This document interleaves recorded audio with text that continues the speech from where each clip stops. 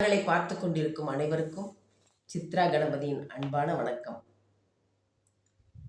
இன்னைக்கு நம்ம என்ன பார்க்க போறோம்னா, அனுமன் கோயிலுக்கெல்லாம் போகும்போது எல்லா கோவில்லையும் வழிபாட்டின் போது பிரசாதம் கொடுக்கறது குங்குமம் கொடுப்பாங்க. ஆனால் அனுமன் கோயிலில் மட்டும் ஒரு காவி நிறத்தில் செந்தூரம் கொடுப்பாங்க. அந்த செந்தூரத்தை நம்ம எதுக்குன்னே தெரியாமல் வாங்கி பூசிட்டு வந்துடுறோம். ஒரு சிலர் ஏன்னே தெரியாமல் பூசிட்டு வந்துடுவாங்க. ஒரு சிலர் இது எதுக்காக இதை கொடுக்குறாங்க அப்படின்னு கேள்வி கேட்டுகிட்டே இருக்காங்க.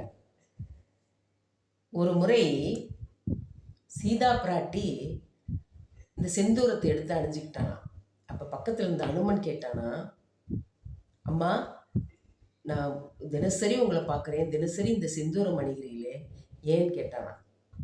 உடனே சீதா தேவி சொன்னாலாம், என்னுடைய தலைவனாகிய ராமபிரானின் நீண்ட கால ஆயுளோடு அவர் வாழ வேண்டும் என்பதற்காக இந்த செந்தூரத்தை நான் அணிகிறேன் அப்படின்னு சொன்னாலாம்.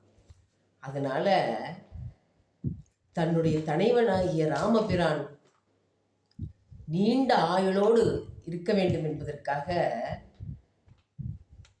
அனுமன் தன் உடம்பு முழுவதும் செந்தூரத்தை பூசிக்கிட்டானான். அதனால தான் அனுமன் கோவிலில் உடம்பு முழுக்க ஆஞ்சநேயருக்கு செந்தூரம் பூசப்பட்டிருக்கும். போகிறவங்களுக்கெல்லாம் அது பிரசாதமாக கொடுக்கப்படும். இதுதான் அந்த செந்தூரன் கொடுப்பதின் சிறப்பு. அதனால் இனிமேல் மறந்துடாமல் கோயிலுக்கு போனீங்கன்னா ஆஞ்சநேயர் கோயிலில் செந்தூரம் வாங்கி பூசிட்டு வாங்க. செந்தூரம் பூசிக்கொண்டால் நமக்கு அன்பானவர்கள் நீண்ட ஆயுளோடு இருப்பார்கள். அதுக்காகத்தான் இந்த செந்தூரம் பூசுகிறோம். நன்றி, வணக்கம்.